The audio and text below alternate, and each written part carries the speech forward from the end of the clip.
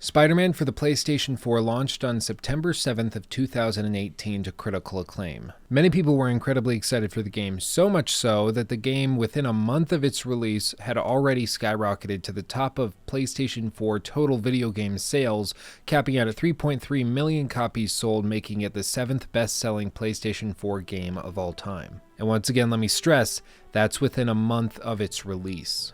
Needless to say, this game had a lot riding on it. It was developed by Insomniac Games, who haven't done anything since Sunset Overdrive on the Xbox One, and so when we heard that they were developing a Spider-Man game, many people got incredibly excited due to their expertise when it comes to fluid movement. If you didn't play Sunset Overdrive, don't worry, you are not alone. The main thing to remember about Sunset Overdrive, though, is that the game was incredibly fluid and featured a very, very liquid movement system, which made them a prime candidate for development on a Spider-Man game, which needs just that, smooth and fluid movement. Now, compounded on top of this is the fact that superhero games are notoriously difficult to produce. In fact, they're often sold off of just their brand and not their qualities as a game. It's actually pretty rare to get a game that's based in a superhero universe that isn't awful. It seems as though every time Marvel or DC launch a new film, there's some video game to accompany it, and they tend to be terrible and quickly buried before being forgotten. Spider-Man is a different story, however. Insomniac was given the rights by Marvel not to pair this game with the movie franchise that they were working on with Sony, but rather to make their own universe that they could play in and have their own rules established within. Now, when I first heard this, I became incredibly excited, primarily because Marvel was allotting Insomniac the freedom and liberties that they would need in order to create their own game and not a game that was following in the shadow of a mediocre film. But I still had a major concern, and that is that superhero games tend to rely heavily on their fan base. If you aren't going to make a good game that stands on its own, it's easy to create a superhero-based game that plays to the fans, and that the fans will still buy even if the game itself sucks. Now, this can be true of many different things, but a perfect example would be, for instance, the LEGO games. If you're a fan of the LEGO games, you're going to be playing the LEGO games even if they are no different than the one that launched last year. Another example would be Call of Duty. If you're a fan of Call of Duty, you're going to be playing Call of Duty regardless of whether or not it is a good game as an individual piece of content. But I do want to stress this isn't a bad thing inherently. After all, this can lead to, quote-unquote, playing to your audience, which is a good thing. If you are creating a product that your audience wants, by definition, you're doing a good job. That's the entire point of business. When it becomes bad is when the studio develops a game that they expect to sell just because it shares a name with a blockbuster movie, and not because the game would be awesome, even if you renamed all of the characters. The other major concern is that development times tend to be pretty compressed when you pair with a major studio like Marvel, because they tend to have very clearly defined timetables that they're operating on.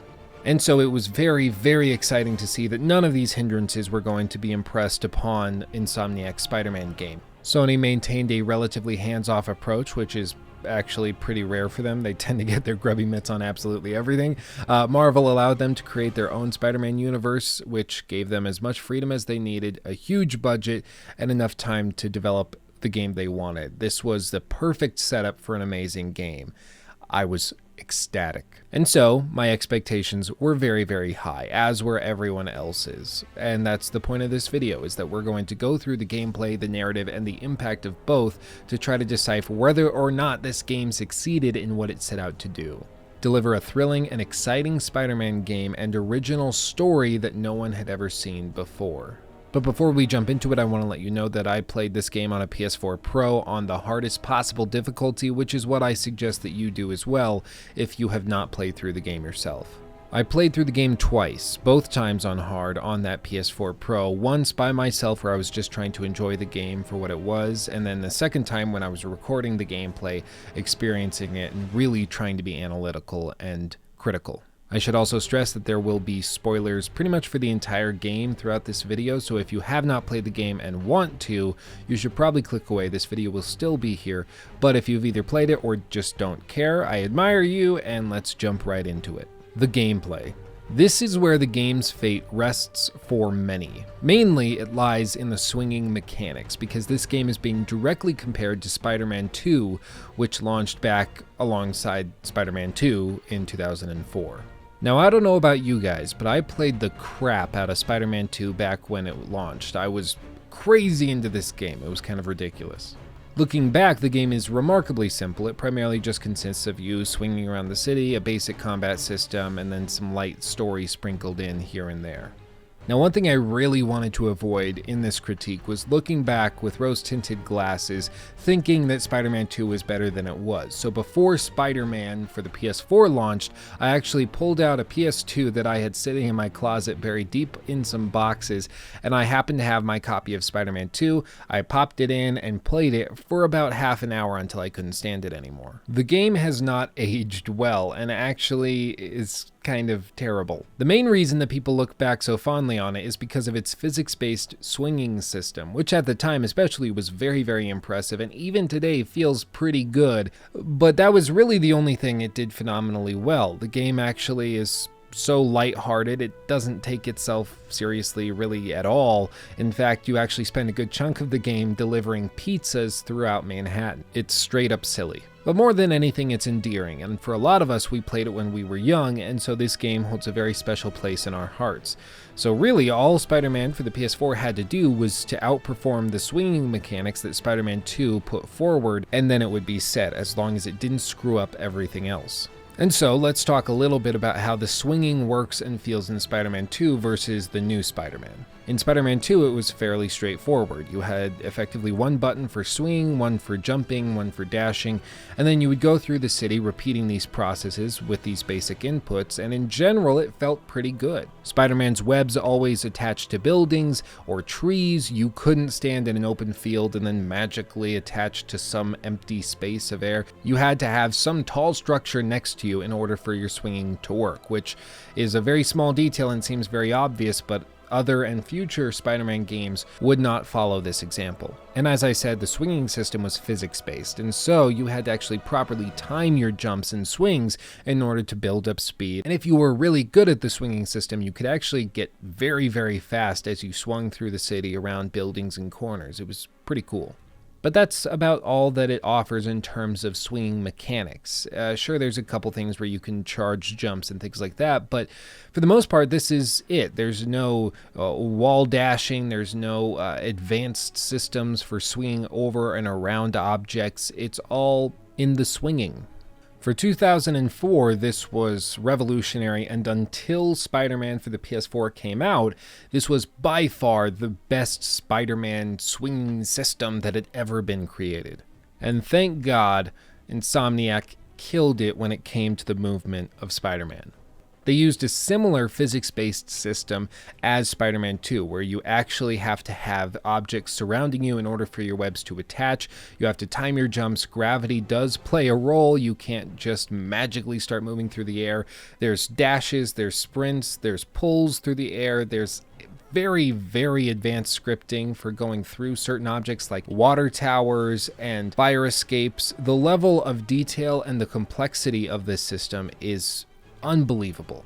Another major fact is that the system is remarkably responsive. Not once did I feel as though I were playing a video game where I had to press a button, wait for the game to figure out where my web was going to go, and then it goes. Not once did I experience that. Rather, every time I wanted Spider-Man to do something, he did it. It's the opposite of the Assassin's Creed syndrome that so many of those games suffer from, where you're trying to do something and then the character happens to just jump off a cliff, not doing what you wanted them to do. In Spider-Man, he does exactly what you want to do when he does it, and that is remarkably difficult to pull off, but Insomniac did it.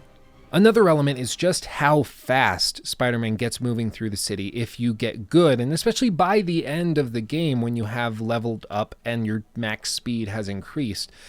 It gets ridiculous, and I didn't realize how slow Spider-Man 2's movement was until I compared the footage side by side, and it mainly has to do with streaming. There's a lot of hardware elements that come into this, but more than anything, it just goes to show how well optimized Insomniac's systems are. The fact that they can account for all of this moving so incredibly quickly and not make you feel as though you're having to wait for the city to come to you is absolutely remarkable. And sure, there are some post-processing effects like motion blur and wind and in some cases rain that can help cover up some of the pop-in and loading that's happening in real time, but more often than not, it's not noticeable and you're just in this euphoric state feeling like a superhero, as you should when playing a Spider-Man game. Now, as I said, the system is very responsive, but that doesn't necessarily mean that it's intuitive or that you'll be able to pick up the controller and be very good at swinging around the city within 10 minutes like you were able to do in Spider-Man 2. Sure, there was some advanced moves that you could figure out in Spider-Man 2, but more often than not, most people were comfortable swinging within a half hour of the game. In Spider-Man for the PS4, it takes a little bit longer. Part of it is that there's constant abilities that you can gain to improve your ways of swinging. In fact, it's not till about halfway to 3/4 through the game that you can unlock some of the more advanced moves that really do help when fighting larger swaths of enemies and mixing in your swinging, which we'll talk about in a minute. As with any incredibly complex and sturdy system, there is a foundation that has to be laid, and that foundation takes time to develop. And in this case, the player is going to need an hour or two of getting familiarized with the controls and with the flow in order to get the hang of it. I should also mention that there is something strangely rhythmic about the swinging in both of these games. It's hard to explain until you actually play the game and understand it, because it's a feeling, it's something deep, deep down in you where it's almost instinctual of the flow of where you're going, when you should shoot the web, when you should release. It's oddly calming, and that's why many people can just swing around New York City as Spider-Man for hours at a time, collecting backpacks and small collectibles, and it doesn't feel repetitive or boring just because it's got that rhythmic flow and it's soothing. It's bizarre, but it's something, if you haven't experienced, you absolutely should. Now, Insomniac also wanted to implement the swinging mechanic into the combat, which they do pretty well. In fact, the first real combat exposure you get heavily relies on you swinging around the larger spaces in order to escape gunshots, because at this point in your gameplay, within a half hour of starting, you're not going to be comfortable with dodging and playing the game in a more dangerous or aggressive way. And so clearly they wanted this to be a priority, but it's not used very often, like at all. Now, what I mean by this is that Insomniac never really tackles the idea of Spider-Man swinging around being an asset for him fighting, other than occasionally throwing it in as a swing kick or using your webs to tie up enemies, that sort of thing. In general, they tend to rely heavily on stealth elements, which is a little strange for a Spider-Man game, but it does work. We'll talk about that more in a moment.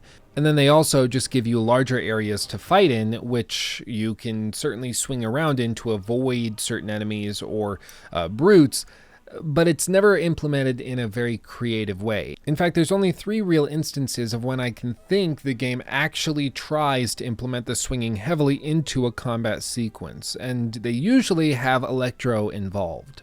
One would be in the introductory boss fight early in the game against Electro in a larger ballroom where you're swinging around to avoid his blasts of whatever the heck this is. Another would be when you chase Electro through the city and then eventually try to catch him and beat him up because he's a bad person, I guess. You go on and you fight Vulture and Electro at the same time while swinging around a small power plant. This actually works really, really well. I really enjoy this. It's 2 aerial enemies against a guy that has to swing to stay in the air. It actually works really, really well, and they manage to balance this chaos in the system. But it also suffers from a couple other issues, which we'll talk about in a minute. And the third example would be when we chase Electro outside and around the Raft prison just outside of New York City in the harbor. This is a smaller example because it's more of a chase than it is implementing the swinging into a combat system, but nonetheless, I thought I would count it.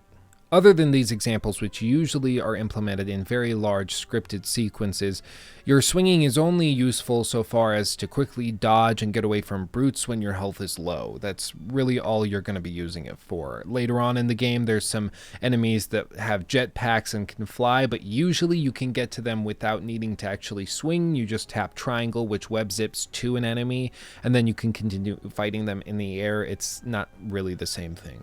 But all of this is to say that the swinging was done very, very well, and didn't just meet, but rather exceeded what Spider-Man for the PlayStation 2 and many other consoles was able to accomplish. It's much smoother, it's much faster, and much more complex, and actually allows a lot more freedom to the player to zip and swing around wherever they want to go. However, this is not the only element of the game. Combat is crucial. This game implements a free-flow combat system in the same vein as the Batman Arkham games. It's very simple. Basically, at first, you have a single strike button, a dodge/parry button, and then other mechanics that frame these two. But as its core, it's these two basic mechanics, attack and dodge. As the game progresses, you acquire new suits and abilities as well as new gadgets that help this system to become more complex as the opponents and enemies that you face become more complex as well. And you know what, while we're here, let's just address the elephant in the room, something everybody's talked about, everybody's referred to, and I don't think I can avoid any further, and that's straight up, this game takes a lot from Rocksteady's Arkham games. It just does. It takes similar combat sequences, it takes gameplay structure, detective sequences, gadgets. I could go on. However, I think that this game does a lot of this better than most of the Arkham games. And yes, the combat is structurally similar, but Spider-Man manages to introduce its own crazy fast pace to the formula and introduces some really cool web-based mechanics of its own. The game certainly takes inspiration, but I don't think it's a raw copy and paste, and even if it were, I don't think it would work well, which is why it's very good that Insomniac took the good parts of the system and then tried to improve on it with their own ideas. Now, the combat system itself is very, very fast-paced, and especially as the game goes on, it doesn't feel like it's stagnating, but rather feels like you're constantly being pushed to the limits, especially near the end of the game, where they add all different levels. You have enemies below you, at your same level, and then above you, and you have to manage all of these at the same time. And the name of the game with Spider-Man's combat, specifically halfway through the game and on, is managing multiple enemies at the same time, gauging distance and keeping them spread out. This is the same kind of juggling you have to do in other games with free flow combat systems, but nonetheless, it's still important. But the combo counter is something I really do have a problem with in Spider-Man specifically. Now, something felt off when I started playing Spider-Man, especially fighting larger groups of enemies all at the same time, and I couldn't figure out exactly what it was, but I very quickly realized that it had something to do with the dodging while in combat. Now, usually in free-flow combat systems, you are incentivized to properly time your dodges, and these systems usually do this by punishing you for doing the opposite. But Spider-Man doesn't do this. They reward perfect dodges by slowing down time and allowing you to web an enemy in the face if they happen to shoot at you and you perfectly dodge it. But they don't punish poor dodges. In fact, they don't even take away your combo if you happen to dodge when no one's attacking. And this is how it's normally done, by making the player lose their combo counter if they dodge when no one is attacking, or if you wait too long between attacks. Spider-Man, even on the hardest difficulty, doesn't take away your combo count for mistiming a dodge or even just spamming circle to avoid getting hit. It just lets you frantically play, which I'm sure was intentional. It does instill a sense of freedom and also panic, which works nicely in the game's atmosphere, especially later on, but more often than not, I felt like I was getting away with something that I shouldn't be. Rewarding perfect dodges is great, but if you don't punish poor play, it's always going to remain a constant. And I think that there should have been some implementation of losing your combo counter for mistiming dodges, or for going too early, too late, for waiting too long between attacks. It just bugs me. I know it's a nitpicky thing, but I'm nitpicky. Deal with it. The gadgets that the game implements within the combat system are ultimately fun, but they're never used specifically. You can get through most of the game without thinking about hardly any of these. In fact, usually if you just stick with the combat loadout that you have at the start of the game with basic web shooting, swinging around, and then occasionally some stealth takedowns, you will pretty much be set. Part of the reason I tried playing through the game on the hardest possible difficulty was because I was hoping that it would force me to use everything that the game gave me and that I had at my disposal, but really the game doesn't do that. It manages to make do with the bare minimum, and you only will use these different abilities, whether it's suit abilities, gadgets, or what have you, if you force yourself to, which is unfortunate and something I hope they can fix in the DLC. They attempt to implement some of these things, like with electric webs that you use to shock panels to solve some puzzles, but the game will automatically load this particular type of web up for you, so all you have to do is highlight the right area and then hit R1 to shoot your web at it. You don't actually have to put any effort in at all, and it seems like a half-hearted attempt to implement the gadgets within core gameplay. But like I said, the suits have cool abilities that add to combat that you can unlock, and you can actually use one suit's abilities on another suit while wearing it, which is nice because it allows you to have your cake and eat it too. If you like the look of one suit but you like the effect of another, you can pair those two together quite nicely, which is a good touch and encourages the freedom to play the way that you want to. These abilities range from extending 4 mechanical arms from the back of your suit to help you in combat while dealing with a ton of enemies, or building up your focus meter quicker so that you can heal, or that you can use special abilities and finishers on certain opponents that are giving you trouble, or even something as simple as making it harder for enemies to detect you while you're trying to stealthily climb your way around. And if you are really struggling in certain sequences, you can use these suit abilities, changing them almost in real time, in order to help you get through certain sequences, which is pretty cool. I wish the game pushed you to do this more often, but nonetheless, it is there if you push yourself to use that. All of these things can be unlocked, and to be honest, the pacing of all of these unlocks is good, and it never actually feels like you're getting a new ability just for this one boss and that's it. It actually feels like a natural progression, and if you are being attentive, you can actually use most of these abilities later on in the game. You just have to remember that you have them and how to use them. And another really cool thing that Spider-Man brings to the table of free flow combat is this balancing of health and focus. Basically, as you fight a bunch of enemies, you will build up a focus meter, and that focus meter can either be used to perform quick finishers on opponents that are giving you trouble, or to deal heavy damage to mini-bosses or bosses, simplifying the fight, or you can use it to boost your health back up to where you needed it to be. It's this cool risk-reward trade-off where you have to think, can I finish this boss right now by just going at it with the finisher, or do I need to heal up and take it slow? It's actually pretty cool, and in some sequences, it gets crazy complicated trying to figure out when you should do what, especially later on when you can expand it so you have 3 focus meters that can be filled at the same time, allowing you to stack certain abilities, healings, and then finishers. This is a small system addition and one that I was skeptical of at first, but I actually really like it.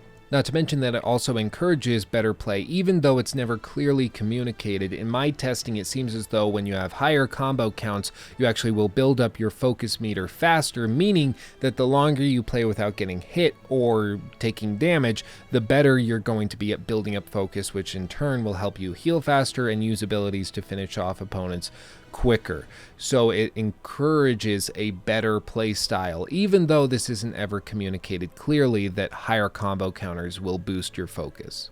But there's also another gameplay element that we haven't really discussed yet that was a very intentional choice, but that I'm a little torn on, and that's the stealth sequences.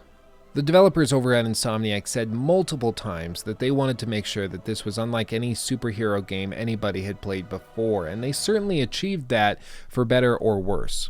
When most people think of Spider-Man, they think of swinging through the city, of fighting bad guys and then swinging some more, and maybe occasionally delivering pizzas, but in general they don't think about having to crawl through vents to eavesdrop on enemies. And so when you do that within the game, it's a little bit jarring and can really slow down everything. Now, this is intentional. They try to sprinkle these moments in between heavy and intense fighting sequences to balance the pace out, to let you get your heart rate up and then calm you down, then get it back up again. And in general, it works. However, there's a few times when the game felt really stilted and like they were trying too hard to focus on the deep, meaningful narrative as opposed to just letting players do what they want to do, which is be Spider-Man. But more than anything, the stealth sequences exist to justify Mary Jane's existence within the gameplay sequences itself. Yes, you do play as Mary Jane for a good chunk of the game, but I am sad to report that almost every time she came on screen and I knew it was going to be a gameplay sequence with her, I got a little disappointed, because no matter what you do, Mary Jane is not a superhero, and when you switch to her after playing as Spider-Man, you will inevitably feel constrained, which is done purposely because they want you to sympathize with her for the sake of the narrative. but nonetheless, in terms of gameplay, which is what we're discussing right now, it is a bit of a letdown, and it really slows the entire pace to a crawl. But don't worry, we'll talk a little bit more about whether or not this is a justified choice in a few minutes. But let's talk a little bit about what the game sucks at with regards to its gameplay, and that would easily, for me, at the top of the list, be the freaking collectathons and the lack of an endgame. Spider-Man has a very, very interesting main quest line and main story. It even has some interesting side quests if you're willing to explore the map and find the very few of them that there actually are. However, they try to sprinkle in a bunch of different collectathons in order to make you feel as though there's a lot more content in this game than there actually is. And they justify these with small dialogue sequences on recorders that help you justify collecting them because you feel as though you're advancing the story by finding backpacks scattered throughout the city. I don't like this. Now, to be honest, I think the reason that they thought they could get away with all of these backpacks and Black Cat vantage points sprinkled throughout the city was because they thought that people would just enjoy the swinging so much that they would be willing to do it. And from some people I've spoken to who played this game, that's exactly what they did. I have one friend who played through the game 100%ed it, and he sat down and did all of the backpacks all at once in one sitting. He stopped playing through the main story and just did the backpacks all in one go. For him, he said it didn't feel like a chore. To me, that sounds like a nightmare. This is my YouTube channel, so I'm going to say it how I like. I think that sounds terrible, and that sucks. He seemed to enjoy it, so I guess side with him, side with me. I don't know. Let me know what you think down below. I just realized that rhymed. That was funny. That made me laugh. Haha. Another chunk of content that you run around and try to collect are pictures of landmarks. However, there's also secret landmarks sprinkled around the city. Now, I didn't realize this until I just happened to see the Statue of Liberty in the distance, and then I took a picture of it, at which point it popped up saying that secret landmark had been discovered. Congratulations.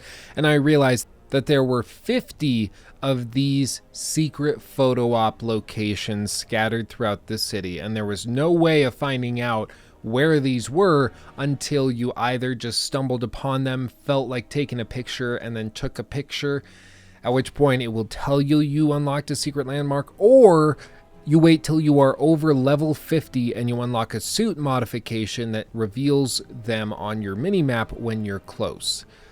This is what the end game is for Spider-Man on the PS4. I don't think I even have to say anything. And the thing is, they're scattered all over the place, and if you are not familiar with New York City, you'll have no way of knowing which particular landmark or item is of particular note. In the financial district, there's 8. In Chinatown, there's 8. Greenwich, there's 3. Hell's Kitchen, there's 3. Midtown, there's 4. Upper East Side, there's 4. Central Park, there's 4. Upper West Side, there's 5. And in Harlem, there's 11. How are you supposed to know any of this? Well, that's the point, is that you're not supposed to know it. You're supposed to wait until the end of the game. When you reach level 50, you get this ability, and then you swing around the map, and even then, it's only when you are close that they will be revealed to you. I suppose you could get on the forums or on a gameplay or wiki guide and see where each of these are and hunt them down that way, but that does not sound fun to me. That is a Ubisoft collectathon. It's lazy game development and cheap content. I don't care what anyone says. This sucks.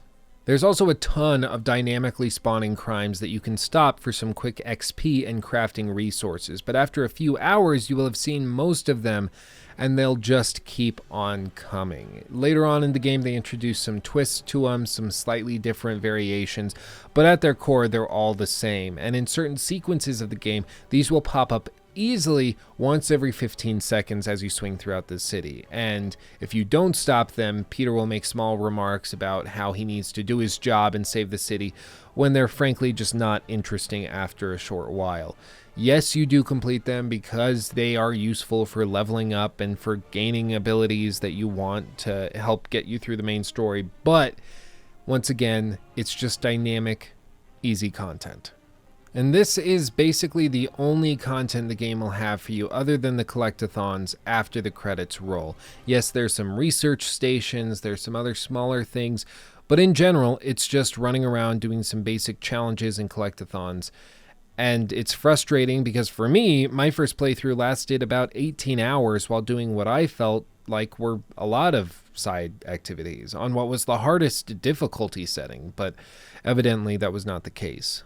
And according to howlongtobeat.com, it will only take you 30 hours to 100% everything that Spider-Man on the PS4 has for you. To 100% it. That means doing every single one of those dynamically generated crimes, finding every backpack, completing every research station, the main story, unlocking every suit, every ability, every gadget, everything. Only 30 hours. They managed to make a fun game that implements well into the main story, but they failed to create a game that is intriguing on its own without the narrative to drive it. For some, yes, the swinging is great and all that they'll need. Like I said, I know some people who can just swing around for hours around New York City and they have a great time doing it. But for me, without a narrative to drive it, the swinging's great and I had a good time, but it just ends up feeling bland and empty once the story that justifies all of that action ends. And lastly, my biggest beef with Spider-Man on the PS4, the freaking boss battles. Some of these are decent, don't get me wrong, and visually interesting certainly, but there are a few of these that commit such egregious gameplay and narrative sins that I can't help but point them out. And they get so bad that at one point, which I'm going to show you, I actually thought that I had broken the game and that I needed to restart. That's not good when you're playing a final boss battle at the very end of the game and you think that the game is broken because it's so repetitive and boring. Allow me to explain and show you what I mean. For the Vulture and Electro boss fight that we talked about a little bit earlier with regards to implementing swinging mechanics during a fighting sequence, this boss battle is actually fairly decent. You run around and you have to juggle two very difficult opponents at the same time. The difficulty, however, is not really there because Spider-Man will always be given a heads up when the Vulture is coming in for a quick attack, allowing you to dodge and then immediately trigger a quick time event which allows you to quickly deal damage. You do this a few times and then you're done. You occasionally will web down Electro and then you beat him up some more. You do this 3 or 4 times and that's it. Most of these boss battles only have 1 or 2 phases, and those phases consist of repeating the same process 3 or 4 times, and that process to begin with is not inherently difficult, even on the hardest settings. But this is one of the better boss battles. Take this boss fight roughly halfway through the game with Mr. Lee as another example that's even more egregious. This is after a big sequence when you're using all sorts of stealth combat, and then you fight a bunch of goons, you hop on the subway car as it takes off, you're pumped, you're feeling great, and then this happens. You start fighting him, and then he starts using these area of effect attacks, I suppose, on you. One that goes through the middle, one that goes down the sides. And all you have to do is dodge either to the sides or up on top, and that's it. You do this a few times, and then you get to zip on in, beat him up. He fries himself on the electrical board on the back, and you're done. That's it. Now, I suppose you could argue that this was meant to be intentionally anticlimactic because it's setting up the raft sequence and the prison break and all of that, but I don't think that's justification for a crappy boss fight. I think that that's just making an excuse for something that sucks, to be perfectly honest. But easily the most egregious sin, and the one that I just cannot forgive because it's the final boss battle, is the final one against Doc Ock on the top of a skyscraper, followed by going down the side of the building. This is terrible. Just let me show you. So when we're on top of the building, we're swinging around, occasionally webbing him, then we zip back in, we punch him up, and then we continue swinging around as he throws stuff at us. We grab that item, we throw it back at him. This is basically a reworking of the Electro fight that happens really early on in the game when he's doing the same thing. You have to pick up slabs of concrete, throw it at him, that stuns him, you get back in, you beat him up, and then he pushes you back, you just wash your hands, repeat the process. Luckily, this is really visually interesting because it takes place on the top of a skyscraper. However, it doesn't change the fact that you're doing the same thing 6 or 7 times. Apparently, it changes on your difficulty setting. And then after that happens, you go through, this little sequence plays out, and then you get thrown to the side of the building and you continue the fight there. This is the point that I was referring to when I said I thought I had broken the game. Basically, you go through this process of dodging and then attacking. You dodge, and then you attack, and then you dodge, and then you attack. And he continues attacking the exact same way. Peter Parker continues dodging in the exact same way.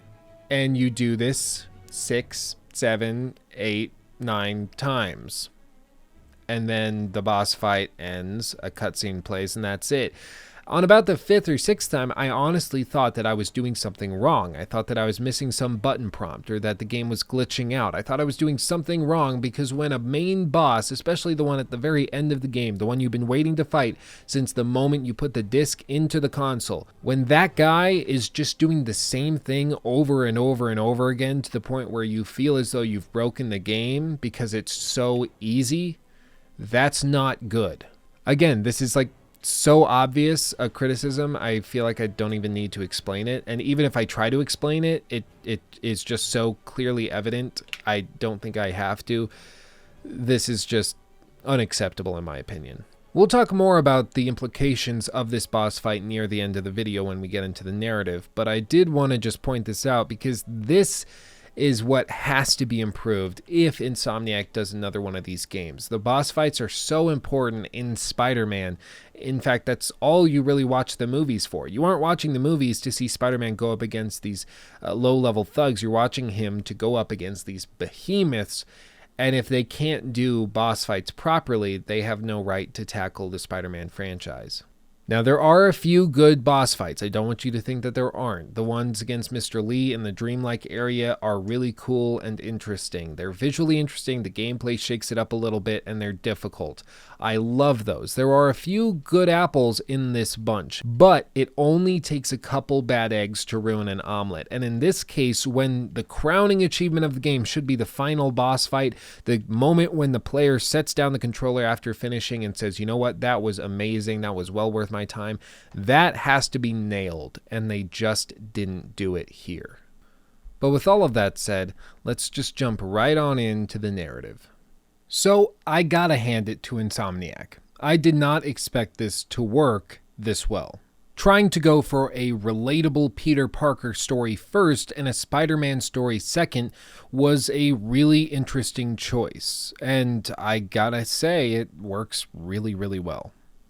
Now, Spider-Man is usually all that people care about when it comes to these games. All they want to do is swing around, fight bad guys, and when you tell them that they're going to have to deal with story sections based in Peter Parker's life and not Spider-Man, they tend to get a little standoffish. And I gotta say, I was one of those people. When I heard the game's director say that he wanted to make a Peter Parker story first and a Spider-Man story second, while prioritizing both and making sure that they were both grounded in real people, real relationships, and real stories, I was a little scared, because when I hear that, it tends to just be, hey, we want to try to be different, we want to reinvent the wheel here, so buckle down. You're going to have to play as Mary Jane, you're going to have to play as Peter Parker, even though you're playing a freaking Spider-Man game. I wasn't crazy enthused about that. However, they managed to balance the pace very, very well. So as you go through the game, it's only after major sequences when Peter is tired and the player is tired that you actually play as Peter Parker. Now, early on in the game, this is less true. They're trying to establish a story, characters, and relationships, so they have to break away from the action occasionally in order to introduce key characters, whether it's interactions with Norman or it's interactions with Dr. Octavius, Aunt May, Mary Jane, whoever it may be. Luckily, most of these characters are interesting enough that you don't mind it, but nonetheless, it still does happen, and it is a little jarring to the system when you're forced to stop swinging around the city and do some mini puzzles to balance out an equation for Dr. Octavius. My other main concern was that the game looked very, very happy-go-lucky. There was this bad guy, Mr. Lee, that we had heard a little bit about, or Mr. Negative, but that was pretty much all we knew. We didn't get to know where Peter was working, who he was working with. We didn't get to know much about his relationship with Mary Jane or Aunt May. There really wasn't much we got to know during the advertising push for the game, and I am so glad that that was the case. The reason is because the game gets real dark real quick. I absolutely love this, primarily because I wasn't expecting it. In fact, there's one moment when you literally go from a shining day with the bright sun, and then within a matter of 10 minutes, you wake up from the side of a building and you are exhausted and the city has gone to absolute hell. It's a wonderful transition. I absolutely love it. There's also some really intense sequences where there's death involved. There's lots of very, very blunt and real violence that's portrayed. So much so that I think that this game could have actually really benefited from an M rating. And the fact that they had to stick to a T rating is a little unfortunate, because I think that these moments could have hit home even harder had they not been constrained in this way. Now, I'm not saying that I want a bunch of booty or I want a bunch of violence or blood or gore in like cutscenes and things like that. That's not what I'm saying. What I'm saying is that if we're going to tackle intense dark themes, we need to do just that. Tackle the themes, not go up and gently pet them, try to dance around them. You need to go full frontal and just go ham. And that's why games like Detroit Become Human, God of War, and The Last of Us can do so well at telling deep, grounded, gritty stories, specifically because they ground it in reality. They don't shy away from these tough topics. They just go right at it. However, I do understand this is a Spider-Man game, and Spider-Man is not necessarily Batman or some of the darker DC Universe characters, so it's not quite the same thing, and they potentially wanted to avoid that while still dealing with very, very real events, issues, and dramatic statements. So I don't blame them for this, but nonetheless, I think it could have been cool if we had gotten an M version of this game. Another reason this works so well is because the stakes are immediately higher. It's hard to motivate a character properly, especially when that character has superhuman abilities, because inherently they just have trouble relating to other people because they are superhuman. So in order to properly ground and motivate these characters, they really increase the stakes. It's established roughly halfway through to 3/4 of the way through the game that Aunt May actually has contracted the virus that Dr. Octavius released in Times Square, and that she's very sick and potentially even dying. This motivates Peter's actions to an extreme extent. However, Peter doesn't instantly find out about this. Only the player becomes aware, meaning that the player is almost more motivated to deal with these issues than Peter is, at least if they are really invested in the relationship between them.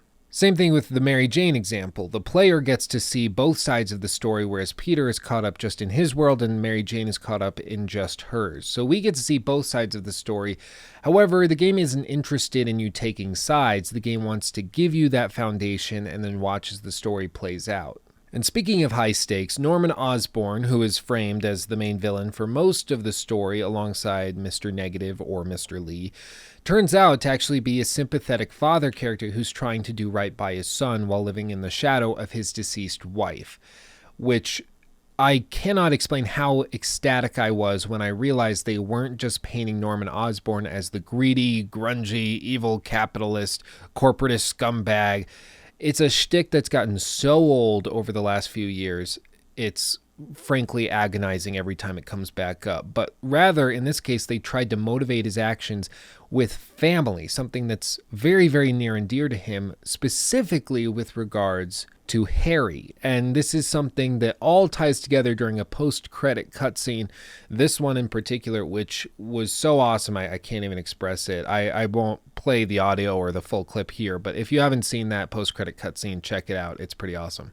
Another thing that I didn't expect to happen was Doc Ock being the main villain that motivates everyone against Spider-Man. And the way that they handled this was actually pretty interesting. Now, of course, Insomniac didn't talk about Peter's job pre-launch for this very reason, because he's working for Dr. Octavius, and therefore that would give it away that we're probably going to see Doc Ock. And needless to say, the second that I saw Dr. Octavius appear on screen, I knew that we were going to have to battle him at some point in the game, or at the very least they would set it up so he's the main villain during the sequel. There's just no other way that it could go, and so I was incredibly excited. When you first meet Dr. Octavius early on in the game, he's super positive, he's super go-lucky, he's very supportive of Peter, very understanding, and incredibly likable, like to a ridiculous extent. He's not just a genius who the world doesn't deserve, like he's portrayed in most of the TV shows that he's been featured in, and then also, of course, the movie Spider-Man 2 itself back in 2004, but rather he's portrayed as a broken man who just wants to help change the world, but the world keeps pushing him aside, keeps stepping on him, and doesn't really care what he has to offer. But even still, he pushes through and tries to provide what he can. In this way, he's very, very selfless, and it works quite well. However, as you go through the story, you'll find out that Dr. Octavius is suffering from a degenerative neurological disease, which will mean that he will lose the feeling and use of his limbs as he goes through. Basically, think Stephen Hawking. It also is going to be affecting the way that he thinks, the way that his brain operates, and this is what motivates and justifies his extreme paranoia and anger against Peter, and the 180-degree shift that he takes as the game progresses. Now, it's one thing for a bad guy to be fully conscientious of what they're doing, to be aware of the evil that they're committing, and to do it knowingly because they're evil bad guys, mwahaha. But in this case, Dr. Octavius isn't actually fully responsible for everything that he's doing. It's a mixture of the technology that he's implemented to try to combat this that exaggerates a lot of the side effects, but it's also an effect of this disease that's slowly eating him from the inside out. And this makes the final scene so much more touching, so much so that I want to play it for you in its entirety right now so that you can look at it with all of this context fresh in your mind.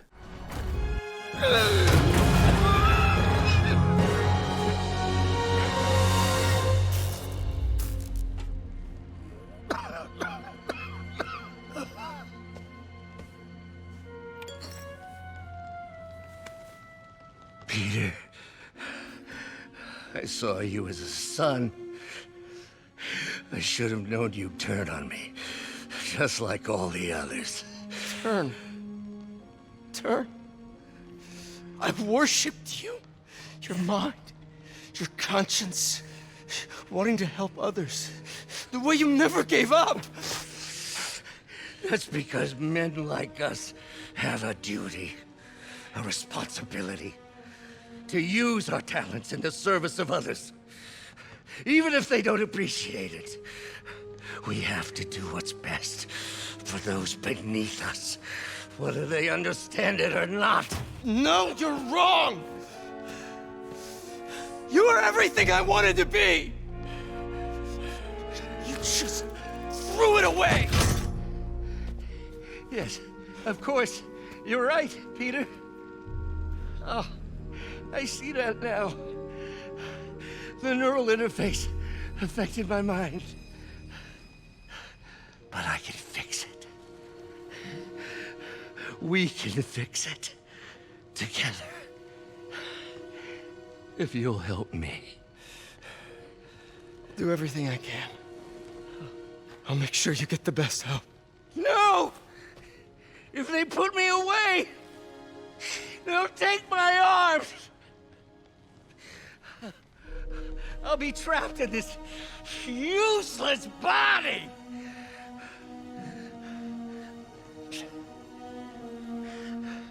Please, Peter. That wasn't me. You said you'd never abandon me. You promised. Remember? And of course, you rest easy, knowing your secret is safe with me. You do what you think is best, Doc. It's all any of us can. Peter? Even when it hurts like hell. Peter, where are you going? Peter? Peter! It's incredibly moving. And at this point, I felt so bad for Peter because it's an incredibly difficult decision that has to be made, to walk away and to leave this part of him behind, because regardless of what he thinks or what he'd like to think, the man that he knew, the Dr. Octavius that he worked with and was a close friend of, is gone. Not to mention that the acting, the voice acting, the animation, everything is done phenomenally well. I have to hand it to all of the animators over at Insomniac. This sequence was absolutely phenomenal. Another element of the stakes being so high is how they resolve these issues, because there's no easy way to resolve high stakes situations without some people being upset or without some consequence being enacted upon the players within the story. The reason that Hamlet ends the way that Hamlet does is because the stakes are incredibly high. Hamlet has resolved himself to finally dealing with the king, and it has to end in a tragic fashion. Otherwise, it would feel disingenuous. Just imagine how you would feel if everyone got up after they drank the poison and Hamlet takes a poison cut to the side. Everybody just gets up. Oh, I guess the poison wasn't as potent as I thought. Okay, let's all be friends. Let's get along together. It would suck because it would feel as though you had been lied to for the entire story because the stakes were fake. And so when Insomniac came along and introduced this idea of an incredibly potent virus that was going to take over New York City, and then they actually go so far as to have Dr. Octavius open it in Times Square, infecting people, and then Aunt May gets infected with that virus, I knew that they were either going to nail this or they were going to flop hard on their face, because either they were going to make it so Peter can save everybody, or that he has to choose between the people and Aunt May. And inevitably, that's what happened. I'll play this sequence here as well, and I just want you to note the incredible animation, first of all, that they're able to employ, and also just how important this moment is. This is them actually saying, yes, the consequences are real, the stakes were real, everything in this world was grounded.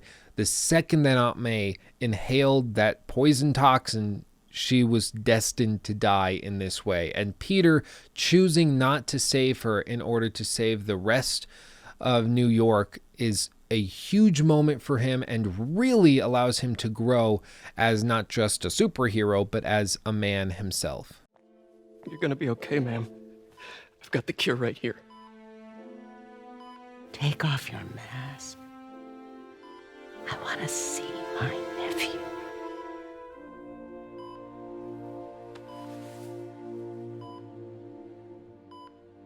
You knew? I've known for a while.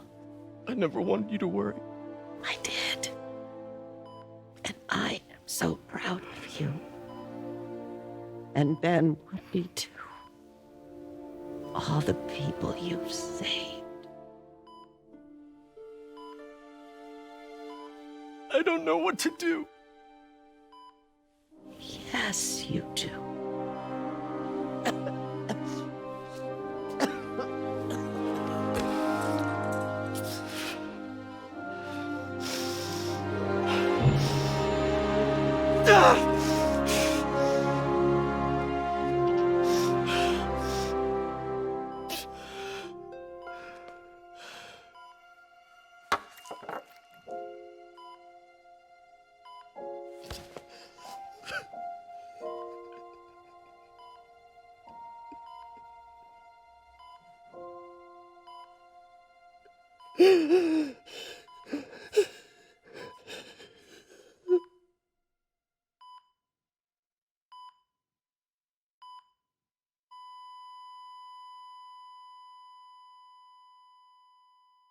It's these moments that make superhero characters what they are. It's when they're put between a rock and a hard place, when they're forced to decide between the best of two evils and they have to do what they think is right, even if it's incredibly difficult. These are the moments that make or break a superhero. And they absolutely nailed it. I have to hand it to them. It would have been easy for them to chicken out, to save Aunt May, split the antidote in two, make everybody happy. But they didn't. They doubled down. They made the consequences real. They made the stakes real. And I have to applaud them. Now this brings us to Mary Jane, which I've got some feelings about. So basically, Peter Parker and Mary Jane have been broken up for several months, and we don't get to find out why they broke up, at least not till later in the game, when she later will explain that it was because he was babysitting her effectively. He didn't trust her. He didn't want her going out by herself. He wanted to protect her any way that he could, and he didn't feel like she could fend for herself. Now, I have to say, this is a great place to start the story. Absolutely. I'm not upset about this in one bit. Starting the story here is different from what we usually see in Spider-Man and superhero stories in general. Normally we get the origin story, or we see them already together, happily in love, supporting each other. So putting them in this weird intermediary stage is really fascinating, and I think it's just cool. Now, basically what's going on is that Mary Jane wants to be like Peter Parker's sidekick chick, I suppose. The issue being is that she's not a superhero like her boyfriend or prospective boyfriend or past boyfriend, whatever it may be. She has unrealistic expectations of what they can do together, which is why they're constantly fighting about it. For instance, in this sequence, we're in Grand Central Station and Mary Jane is trying to help Peter take out certain guards and enemies of Mr. Lee's in order to prevent him from getting the distribution device to spread the virus across Manhattan. She goes through and does her typical journalistic, make up excuses, sneak around routine. But then at the end of this sequence, she gets very upset at Peter for having different understandings and expectations of what partners meant. It's absolutely bizarre, and it's a conversation I know I've had with various girlfriends multiple times. I'll just let this play because it's incredibly relatable, and I thought this was really, really well done. So I'll just let it play. Jane Watson, please leave a detailed message and I'll get back to you as soon as I can. Hey, it's me. Let me know when you want to talk.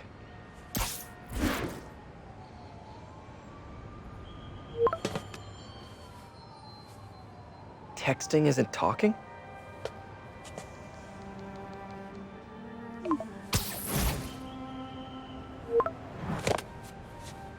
No, not that kind of over!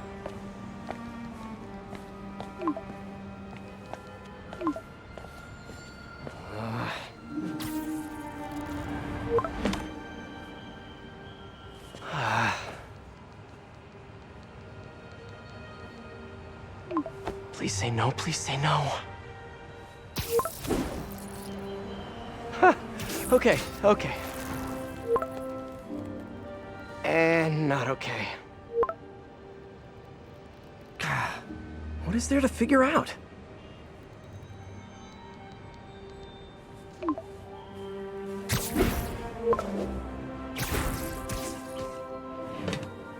Oh, you think?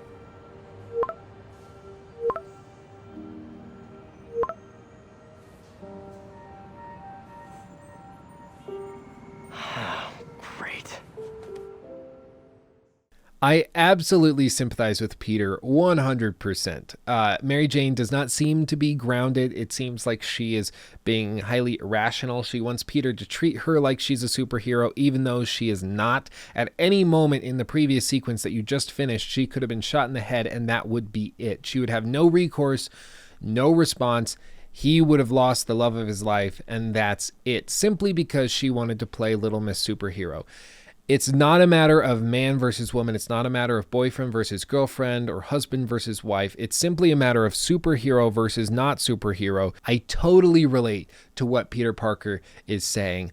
And I have to imagine that that was wholeheartedly intentional. I don't think we're necessarily supposed to relate to Mary Jane. I think we're supposed to see her as irrational because that's the way that Peter is seeing her in this moment. But what's admirable is that he doesn't demean her for this. He doesn't think less of her for this. He simply thinks that they're on different pages and need to work this out somehow. And I think this is an important point. This relationship between these two probably wouldn't work out in real life, which is why this part of the game has been so polarizing. Most of us expect Peter and MJ to just be happy, to not fight.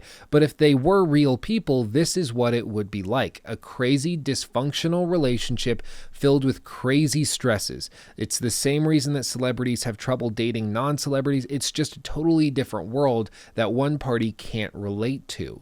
To be completely honest, it's unfair for Peter to expect Mary Jane to just roll over and live with him dodging their dinner dates to go and fight crime, to take off without any announcement to go and try to take care of a bank robbery. It's an incredibly stressful life, not just for him, but for her especially. And so it's, of course, unfair for him to expect her to just roll over and go along with it. And so in that sense, I totally understand what Mary Jane is saying. On the other side, from Peter's perspective, it is totally irrational for Mary Jane to expect to be treated the same way that Peter treats and behaves as himself, because he is a superhero and she is not. No matter how hard she tries, no matter how good she is as a journalist, no matter how many cool pictures that she takes in old museums of weird masks, she will always be a person and not a superhero. So of course it is reasonable for Peter to ask her to behave in a different way than he does. He's going to be more protective of her. She's going to need more protection. It only makes sense. Point being, these are two very different stances, and of course it would lead to a lot of stresses, and as a result, they probably wouldn't work out. And all of this comes together at the very end of the game when Peter and MJ feel like they've struck a balance, that they can work with each other and respect each other's opinions and time realistically and move forward. And they say some stupid crap at the end. I've got a lot of feelings about this. I'll just let this scene play and then I'll rant about it at the end.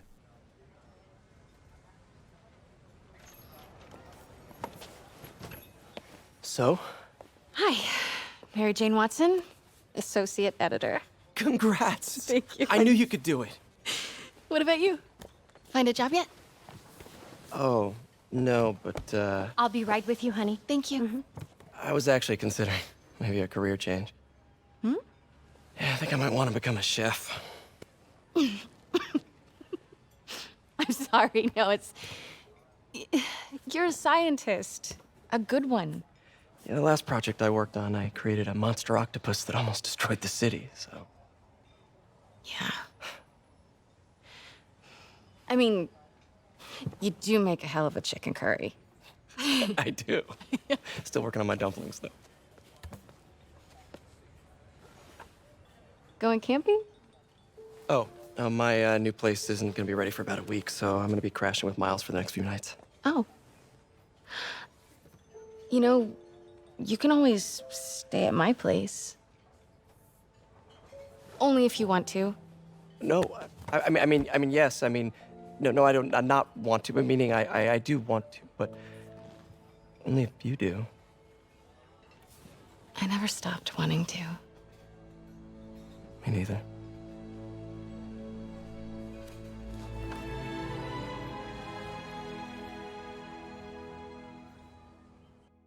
So basically, MJ just said that she doesn't know why they broke up.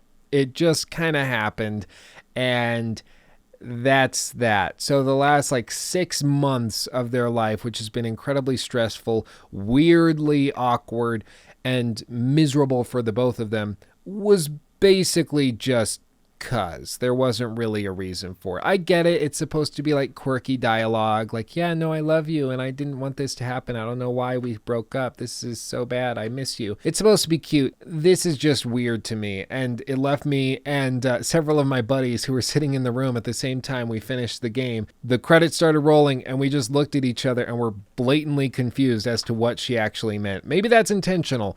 I think it's stupid. Now, as for a couple narrative issues and things that I just want to point out, these are nitpicky, these are small, and perhaps you have opinions of them. Let me know in the comment section down below, but I want to run through them quickly. There's a couple big story plot holes that don't make a lot of sense, like having the raft prison just offshore Manhattan. It doesn't really make sense. If there's a reason, like in the comics, for that, or if there's some reason I missed as to why they need it there, let me know in the comment section. It just didn't make sense to me, and it seems incredibly stupid and weirdly convenient for the bad guys, so let me know. Same thing with the Octavius not knowing or knowing that Peter Parker was Spider-Man. It seems like a small detail, but nonetheless it does seem like something that they needed to employ in order to justify most of the actions that Peter takes and that Octavius takes throughout the rest of the main story leading up into the conclusion. Overall, I like the story, and I think it works very, very well. It's efficient, it's paced well, and it tends to be grounded. The consequences are real. There's a few nitpicky things here and there, but overall, as an attempted story of Peter Parker first and Spider-Man second, it works very, very well. It reminds us of why we love Spider-Man so much, because he is a person just like you and me who's trying to get through his day-to-day life, even though it's difficult, and he still manages to try to fight crime and do what's best for the people of New York. It's done very well, and I have to applaud Insomniac for doing this. But one thing I will say is I honestly can't figure out how they're going to add something more interesting or complex to the game beyond basic story expansions in the DLC and potentially in a sequel. Because if and when they come out with a sequel to this game, they'll have to really reinvent the wheel in order to add something unique and different. How are you going to improve the swinging mechanics? How are you going to improve the combat? How are you going to improve all of these different things? More likely than not, they're simply going to have to go bigger, go badder, bigger boss battles that are much, much better, longer story, and double down on the character arcs with really interesting characters, perhaps a transition to Miles as the new Spider-Man. But at the end of the day, there's only so much that Spider-Man can do in a video game. You are limited in the location, being that it basically has to be set in New York. You're limited with the characters and with the mechanics. There's only so much you can put in. And so the fact that they were limited and could only get 30 hours of content out of it is a little disappointing, but nonetheless, I hope that those 30 hours, if you played it, were just as enjoyable as they were for me. The game is good. It doesn't do anything incredibly unique. It doesn't do anything particularly amazing. It doesn't reinvent the wheel. It simply serves as a good superhero game that has a really interesting and engaging story that motivates its characters realistically and keeps you engaged throughout the entire story arc. I'm glad I played the game. It probably isn't a finisher on my Game of the Year list, but nonetheless, it was a good time and I recommend it if you have not played it. But with all that said, thank you for watching. Honestly and truly, I love you all. If you enjoyed what you saw today, please consider supporting me on Patreon or on the merch store down below, or potentially becoming a sponsor of the channel itself. It really does help me out. I'm a struggling college student, and anything you give, no matter how small, honestly helps make these videos at the end of the day. They take a ton of time to make, a lot of effort, so I appreciate any support that you can give. Thank you for watching. I love you all, and I'll see you in the next video.